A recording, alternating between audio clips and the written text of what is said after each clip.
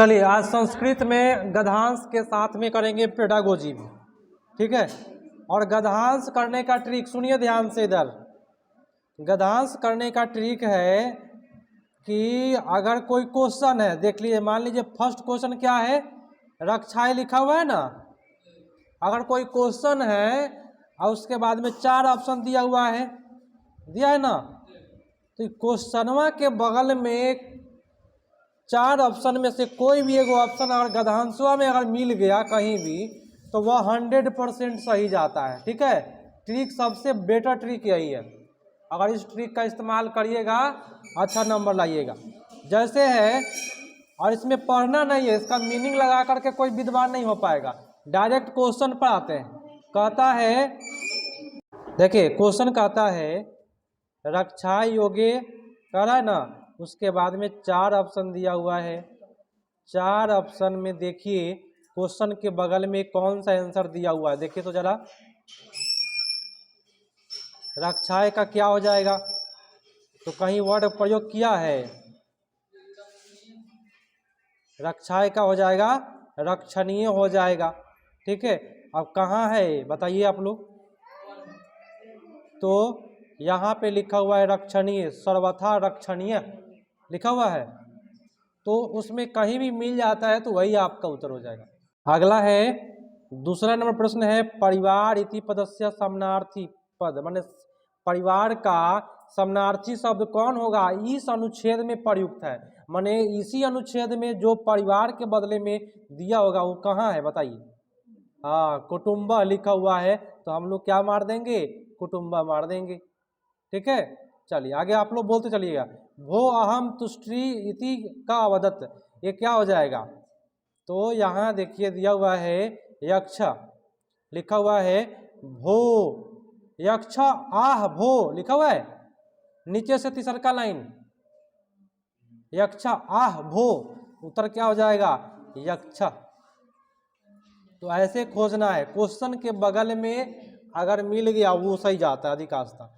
तंतुआय नाम की मासित, तो देखिए नीचे लिखा हुआ है तंतुआय नाम की मासित, फर्स्ट में है दिया हुआ है, मंथर को नाम तंतुआय लिखा हुआ है ना, तो क्वेश्चन के बगल में जो मिल रहा है 4 ऑप्शन में वो आप मार दीजिएगा तो आपका सही हो जाएगा, उत्तर आपका डी पर। आइए अगले प्रश्न को करिए। काफी मजेदार है। गद्यांश का ट्रिक यही है कि क्वेश्चन डायरेक्ट करिए और गद्यांश में खोजिए कहाँ पे है। कठोरमदाय स वनम किमर्थ गता, तो क्या होगा काष्ठार्थम, आपका उत्तर हो जाएगा ए। ये आप गद्यांश में खोजिएगा तो कहाँ है गद्यांश में आप लोग बता दीजिए। देखिए हमको तो मिला, यहाँ लिखा हुआ है कष्टार्थ, दूसरा का लाइन में है कष्टार्थ, तो जो गद्यांश में मिले वही मारिएगा ऑप्शन, तो वह 100% सही जाएगा और मिलेगा ही अगर अच्छे से खोजिएगा, टाइम आपके पास रहेगा तब। अगला है अचिंत्यत, अचिंत्यत का कारण समानार्थी पद बताना, समानार्थी शब्द बताना है। इसी अनुच्छेद में क्या लिखा हुआ है, तो चिंतवान लिखा हुआ है, बताइए कहाँ पे है ये बता दीजिए। लाइन नंबर बताइए कितना नंबर, तीसरा लाइन में, ऊपर से तीसरा लाइन में सचिंतवान लिखा हुआ है, तो वही कर देंगे। ऐसे ही खोजेंगे, जो गद्यांश में मिलेगा तब आप कन्फर्म होइएगा ये सही है, और ना तो बस अपना मन से करिएगा घबरा जाएगा। अगला कहा कि तरु का पर्याय कौन सा है। देखिए तरु माने होता है वृक्ष, तो आप आराम से इसको मार सकते हैं। तरुवर फल खात नहीं सरवर पियत न पान, सुने होइएगा, तरु माने वृक्ष मार देंगे, हो गया। चलिए फिर गद्यांश एगो मिला और इस गद्यांश को भी देखना है। लिखा है अल्पज्ञात पदस्य विलोम, इसका विलोम क्या होगा अल्पज्ञात का, तो अल्पज्ञात का हो जाएगा विख्यात, ठीक है।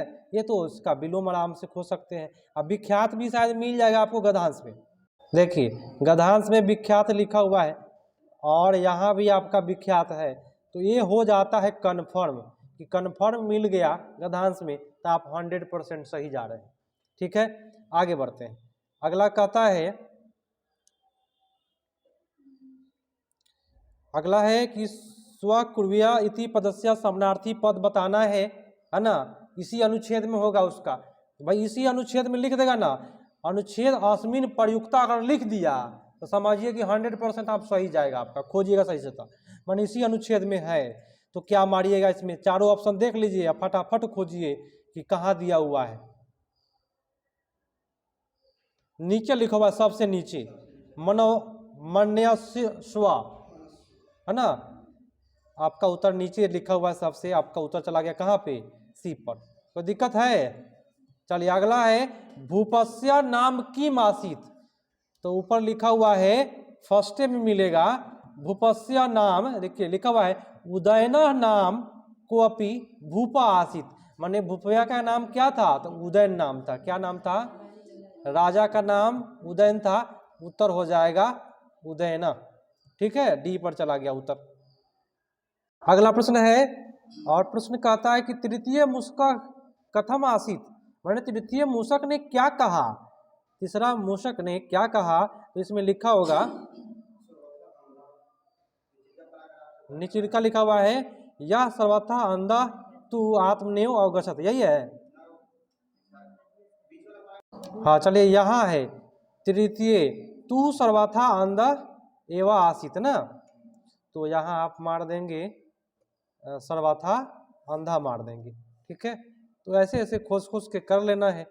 अगला है शकुनम जनजाति इति इत्यस्य कृते क शब्द प्रयुक्त भवति, शकुनम जनजाति के लिए क्या प्रयोग किया गया है। तो यहाँ 13 का उत्तर क्या होगा, शकुनज्ञ। क्या होगा? शकुनज्ञ। अब गद्यांश में अगर है तो ठीक, और नहीं तो गद्यांश में कहाँ है, शकुनज्ञ चौथा लाइन, 1 2 2 3 चौथा लाइन, हाँ लिखा हुआ है शकुनज्ञ। बहुत अच्छा, ऐसे खोज लेंगे मजा आ जाएगा आपका, सही से सही, अधिक से अधिक सही जाएगा। अगला है 14 नंबर, सर्व प्राकृत इत्यस्य कृते क शब्द अनुच्छेद प्रयुक्त चत्वारित लिखत, माने सर्व के लिए क्या होगा, क्या प्रयोग किया गया है। तो सर्व के लिए सर्वथा प्रयोग, सर्व के लिए क्या प्रयोग किया गया है, इसमें इसका नहीं दिया हुआ है। तो आप देखिए क्या करिएगा, लिख रहा है कि इति शब्द अनुच्छेद 14 नंबर है। तो देखिए सर्व प्राकृत का इस अनुच्छेद में क्या प्रयोग किया गया है, तो इसी अनुच्छेद में लिखा होगा वो। ठीक है, तो सर्वथा ही होना चाहिए, यहाँ अन्यथा नहीं होगा, ये गलत जा रहा है, ए पर जाएगा सही। ठीक है, हाँ आप ए मारिए, ए सही करिए। अगला है जनाहि इति पदस्य कृत शब्द अनुच्छेद प्रयुक्त चत्वारित लिखा, जहां भी लिख देगा अनुच्छेद अस्मिन प्रयुक्ता, माने इस अनुच्छेद में प्रयोग किया गया है, तब समझिए कि 100% मिल जाएगा। तो बताइए जनाहि का क्या होगा, देखिए इसी अनुच्छेद में हम खोज के बता देते हैं। जनाहि का हो जाएगा अवगछ, नीचा है लास्ट में, सबसे लास्ट में लास्ट वाला वर्ड अवगछ है, मारिए अवगछ, हो गया बात खत्म। तो इस प्रकार से आप गद्यांश पदांश कर सकते हैं। अब आ गया आपका पेडागोजी। अब पेडागोजी का ऑपरेशन किया जाए जरा। पढ़ने का हम तरीका बताए थे कि कैसे पढ़ा जाए संस्कृत को। सबसे पहले तो भाई विद्वान नहीं बनना है, आसानी से इसका प्रयोग कर लेना है, क्या क्या लिखा हुआ है उसको देखना है और खुद से सेंटेंस बनाना है, इसको देख करके नहीं, क्योंकि विद्वान नहीं है। ठीक है, तो जैसे कैसे पढ़ेंगे, लिखा हुआ है बालक स्वाभाविक रूप से प्रथम भाषा क्या होता है, इसमें क्या नहीं ना लिखा हुआ है, अपना मन से बोल रहे हैं सेंटेंस अच्छा करने के लिए। तो बालक का स्वाभाविक रूप से प्रथम भाषा क्या होता है बताइए। देखिए बालक कोई भी प्रथम भाषा को क्या करता है, अधिग्रहण करता है। ठीक है, तो यहां मानेंगे अधिग्रहण करोति, उत्तर आपका हो जाएगा ए इज द राइट आंसर। ठीक है, अब आइए अगले प्रश्न पर। अगला है निम्नलिखित में, ध्यान से सुनिएगा, एकदम आराम आराम से करेंगे। क्या लिखा हुआ है, निम्नलिखित में कौन सा गणनात्मक कौशल है। हम बोले थे आप लोग ग्रहण कर रहे हैं, हम बोल रहे हैं तब ना। ग्रहण करना माने क्या, सुनना, ग्रहण करने सुनना, श्रवण पठन चा लिखवाए थे, तो यहाँ ये काम देगा। और बहुत लोग गलत किए होंगे जो याद नहीं किए होंगे। तो श्रवण पठन चा क्या होता है, गणनात्मक कौशल। और वाचन पठनम क्या होगा, वाचन, तो वो होता है उत्पाद कौशल, लिखवाए हुए थे। वाचनम लेखनम होगा उत्पाद कौशल। चलिए अगला है, काफी बड़ा है, अगर पढ़ने नहीं आए तो कैसे पढ़ेंगे। लिखा हुआ है कि शिक्षिका विशेष विषय व्याख्या करती है, ठीक है, वह सभी छात्रों को प्रत्येक कम से कम एक गुण वाले वर्णन करने का निर्देश देता है और वह लक्ष्य देता है। तो यह विधि किस प्रकार की है। तो ये वर्णन करने के लिए दे रहा है, तो ये हो जाएगा नहीं। यहाँ बोल रहा है कि शिक्षिका विशेष विषय का व्याख्या करता है। तो व्याख्या क्या चीज का होता है, मैं आपको ट्रिक लिखाया था। व्याख्या कभी भी सिद्धांत का होता है, व्याख्या कभी भी नियम का होता है। तो यह होगा निगमन विधि। क्या होगा, निगमन विधि। टीचर जब व्याख्या कर रहा है तो नियम के कर रहा होगा, और नहीं तो सिद्धांत का कर रहा होगा। तो निगमन विधि में होता है क्या चीज से, तो नियम से उदाहरण की ओर, है ना। तो नियम तो पढ़ लिया टीचर, अब व्याख्या जो दे रहा है उदाहरण हो रहा है, तो उत्तर आपका हो जाएगा निगमन विधि। अगला प्रश्न है, शिक्षक के लिए कौन सा सहायक रूप से औपचारिक भाषा में अधिगम होना चाहिए। माने शिक्षक जो है किस भाषा में अधिगम कराना चाहिए, शिक्षक को मातृभाषा में कराना चाहिए। उत्तर आपका होगा मातृभाषा। तो ऐसे कर लेना है, कभी भी संस्कृत को संस्कृत में नहीं पढ़ना है, चाहे जो हो जाए। कितना भी देखिए दिमाग लगाइएगा खुरपाती, देखिए इससे भी हार्ड देता है एग्जाम में, साफ नहीं पढ़ पाइएगा, लेकिन एको लाइन तो पढ़ेगा आदमी, एको लाइन तो पकड़ाएगा क्या कह रहा है, उसी से पकड़ लेना है। कहता है क्या, बालक नया शब्दों को पढ़ता है एवं शिक्षिका जो है प्रकृति वस्तुओं का उपयोग कर रही है। माने लड़कावा जो है नया शब्द पढ़ रहा है और शिक्षक जो है उसको वस्तु के साथ में प्रयोग कर दे रहा है कि हाँ ये जो नया शब्द तुम पढ़े हो ये वस्तु है, ठीक है। तो ये क्या हो रहा है, तो ये प्रकृति जीवन से साथ में संबंध स्थापित करने में सहायता हो रहा है। ऊपर भी लिखा हुआ है प्रकृति वस्तु, नीचा भी है प्रकृति। तो जो बात क्वेश्चन में कहे वही बात ऑप्शन में कहे वो बेटर होता है। तो आप कहिएगा कि सर बी में भी तो प्रकृति वस्तु है, लेकिन बी में न लगा हुआ है ना, नकारात्मक चिंतन कभी नहीं मारेंगे, है ना, ये नेगेटिव है। और सी में भी आपका सी में तो उस टाइप का वर्ड है नहीं, ठीक है। तो सबसे मजेदार वर्ड हमारा ये हो गया। अगला कहता है कि भाषा के पाठचर्या में साहित्य का समावेश होता है। यह क्या होता है भाई, साहित्य का समावेश क्यों किया जाता है। साहित्य कभी भी शामिल किया जाता है ताकि नया नया शब्द का ज्ञान हो, नवीन शब्दों का ज्ञान हो। तो उसमें होगा नया ज्ञान नहीं, नवीन शब्दों का ज्ञान। साहित्य बोले तो क्या, कविता कहानी, उसमें नया नया शब्दों का ज्ञान होता है। फर्स्ट में क्या नेगेटिव है, न्यून वर्ड बोले तो निम्न वर्ड नेगेटिव होता है। बी में है नवीन शब्दों का ज्ञान करने में सहायता होता है, यही होगा, ठीक है। तो सबसे बेटर उत्तर आपका 21 का बी पर जाएगा। कोई दिक्कत, आइए अगला प्रश्न ध्यान से करिएगा, कोशिश करिए कि आप भी मन में पढ़िए, बोल करके नहीं। हम जैसे मन में सेंटेंस का आप लोग, हम तो बोल रहे हैं, आप लोग क्या करिएगा, मन में सेंटेंस को बोलिए कि क्या कह रहा है क्वेश्चन कहता है भाषा की कक्षा में कथा कथन के लिए महत्वपूर्ण भूमिका कौन सा वर्णन करता है। तो भाषा के कक्षा में कथा कथन के लिए महत्वपूर्ण भूमिका कौन वर्णन करता है, बताए। देखिए भाषा का जब कक्षा है तो भाषा वाला ही उत्तर मारेंगे तो ज्यादा सही जाएगा, ठीक है। तो भाषा के कक्षा में आप कहानी कह रहे हैं तो क्या करता है, ये समग्र रूप को प्रस्तुत करता है। ए में क्या नेगेटिव है, विश्राम। सी में क्या है, नैतिक शिक्षा। ये जरूरी नहीं है कि नैतिक शिक्षा ही दिया जाए बच्चों को, ठीक है। अमोद प्रमोद नेगेटिव वर्ड है, इस प्रकार के वर्ड से दूरी बना के रखिएगा। उत्तर कौन होगा, डी। अगला है क्वेश्चन है, सुनिए, कोई विषय अधिगम माने किसी विषय अधिगम में स्वतंत्र रूप से लिखते समय चौथा क्लास का छात्र शिक्षक के नियोजित युक्ति के अनुसार, मतलब कि शिक्षक के अनुसार वो काम कर रहा है, तो वह विषय किससे संबंधित होगा? बताए। चौथा क्लास के कोई छात्र है, वो लिख रहा है, लिखने की बात कर रहा है ना, तो भाई सबसे अच्छा क्या लिखेगा, ये प्रश्न बोल रहा है। हम आपको बोले कि आप लोग लिख करके दिखाइए, तो सबसे बेटर आपका लिखेगा। अपने जीवन में जब लिखने की बात होगा ना, तब अच्छा से लिखेगा। तो व्यक्तिगत जीवन के बारे में लिखना, क्या होगा? व्यक्तिगत जीवन के बारे में वह अच्छा लिख पाएगा। उत्तर आपका ए इज द राइट आंसर। कोई दिक्कत? हम कहेंगे कि लिख के दिखाइए, तो सबसे बेटर अपने बारे में लिखना हो जाएगा, तो वो अच्छा होता है। अगला है, अनौपचारिक माध्यम में कौन सी भाषा अधिगम निम्नलिखित में समावेश होता है? हम आपको सिखाए हैं औपचारिक और अनौपचारिक। औपचारिक माने होता है विद्यालय, और अनौपचारिक माने परिवार। परिवार आ जाएगा गृह परिवेश्य, ठीक है। तो अनौपचारिक आपका घर या परिवार, औपचारिक है तो विद्यालय। उत्तर आपका यहाँ डी पर चला गया। तो ऐसे ऐसे आसान प्रश्न थे।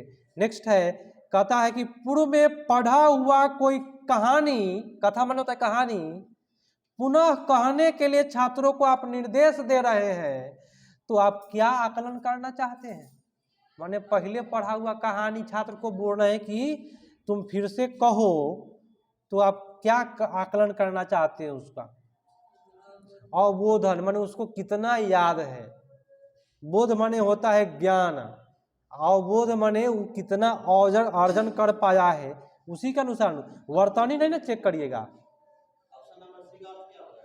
स्मृति नेगेटिव वर्ड है। स्मृति माने माइंड, रटना, स्मरण शक्ति। यहाँ लिखा स्मरण शक्ति माने याद करने वाला शक्ति, ये नेगेटिव होता है, इसको छूना नहीं है। उत्तर हो जाएगा डी, स्मरण शक्ति पर कभी नहीं जाइएगा, चाहे जो हो जाए। अगला प्रश्न आइए। प्रश्न कहता है लिखन का विषय व्यतिक्रम कथ्यते, माने लिखने में किसी को कठिनाई होता है, तो उसको कौन सी बीमारी है? डिसग्राफिया। उत्तर हो जाएगा कौन सा? D is the right answer. अगर गणित में होगा तो डिसकैलकुलिया, पढ़ने में होगा तो डिसलेक्सिया, बोलने में होगा तो अफेजिया, होता है ना। अगला प्रश्न, और ये मजेदार प्रश्न है, चलिए सुनिए, बहुत मजेदार है। लिखा हुआ है क्या?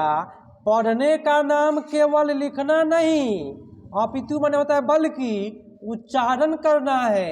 यह महत्वपूर्ण है। किस लिए? तो कभी भी पढ़ेंगे तो अर्थ उसका जानेंगे, तबे मजा आएगा पढ़ने में। तो पढ़ने वाला प्रश्न में कभी भी अर्थ सही जाता है, बाकी कुछ सही नहीं जाएगा, ठीक है। तो पढ़ने के लिए अर्थ अवबोधनम कुर्यात्, सबसे बेटर आपका उत्तर डी पर जाएगा, ठीक है। अब आइए अगला प्रश्न है। प्रश्न कहता है प्राथमिक कक्षा में छात्रों को मातृभाषा में एवं पढ़ने में कोई संस्तुति अस्ति, मातृभाषा में पढ़ने के लिए आप कह रहे हैं, तो आप क्या कर रहे हैं बताए। तो कोई भी अगर बच्चा मातृभाषा में पढ़ेगा ना, तभी उसका सृजन शक्ति का विकास हो पाएगा। और नहीं तो आप गए अंग्रेजी छांटने लगे तो क्या विकास होगा उसके पास? कुछ विकास नहीं होगा भाई। फर्स्ट में तो 9 लगा हुआ है, तो हम इसको छुएंगे नहीं, ठीक है। बी में सृजन शक्ति है, बात सही है। जब मातृभाषा में पढ़ाई होगा ना, तो उसका सृजन शक्ति बेटर होगा, खुद से सेंटेंस बना पाएगा। हम आपको अंग्रेजी में पढ़ा दे, एग्जाम में पूछ दिया अंग्रेजी में क्वेश्चन, आपको याद नहीं है तो सेंटेंस बनेगा ही नहीं। लेकिन मातृभाषा में पूछेगा तो फटाफट लिख दीजिएगा। लिखा हुआ है प्रांतीय कथित भाषा प्रोत्साहन भवेत, तो प्रांतीय भाषा को प्रोत्साहन दीजिएगा, अंग्रेजिया को का प्रोत्साहन ना दीजिएगा। तो यहाँ भेदभाव वाली बात हो गया। तो इसको भी देखना है कि भेदभाव तो नहीं ना चल रही है, सबको लेकर चलना है। नैसर्गिक वातावरण का निर्माण करना, नैसर्गिक वातावरण में होता है प्रकृति जीवन का निर्माण करना, प्रकृति वातावरण का निर्माण करना। तो यहाँ सबसे बेटर है, यह संस्तुति करता है प्राथमिक कक्षा में छात्रों को मातृभाषा में पढ़ाने से क्या संस्तुति मिलती है? तो बच्चों में सृजन शक्ति का विकास होगा, भविष्यति मने होगा, अगर बच्चों को मातृभाषा में पढ़ाएंगे तो।